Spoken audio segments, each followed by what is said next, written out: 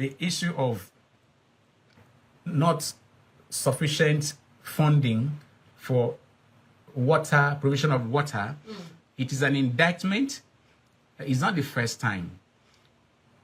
The water project in this state, just like the palm produce project, the aqua palm, that is now Dakada oil palm, they were World Bank project too. Maybe you're not aware of this. The World Bank did so much to make sure there were water stations, the piping, the everything, just like the aqua palm was done until they were sure everything was set, and then they handed over and our people ran it aground. One of the best places to have worked was then aqua palm. Water board was so busy everywhere, even down to Cross River State. But how come there's no water? There's no public water running. It is an indictment. And if you even go to the water, is it water board they call it? And the place looks like nothing is happening there. But you have professional hands there who, if given the required funding, they will do wonders. I handled a case of somebody in Austria who tried to draw attention to his community, and they reached out to me. And by the time we finished talking, he wrote to the international body and they told him, you don't have a water policy.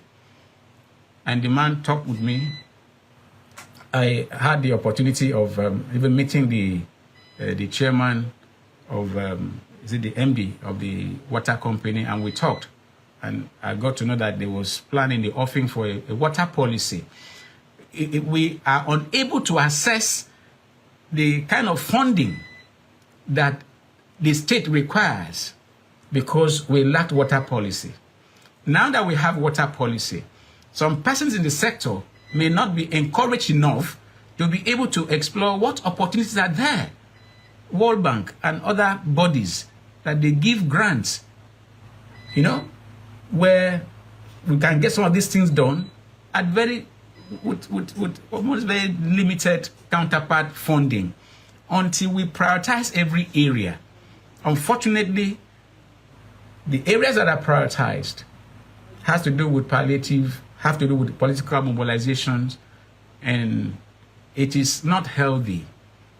One thing that we must all know is that those in government, they are meant to be seen and not heard. Right. So even if they are suffering there and they raise memo, they are limited in pushing even the memos that should be something of urgency. So how do you address that? They have to address it. It's for the civil society, for people like us, which is what we do every week.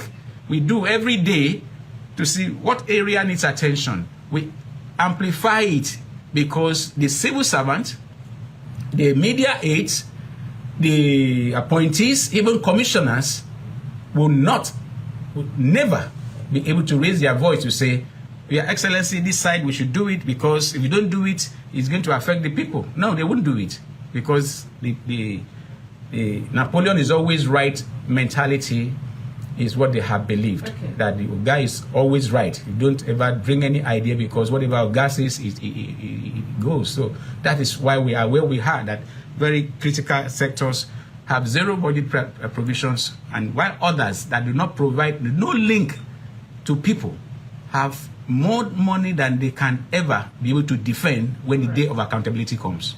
Thank you very much.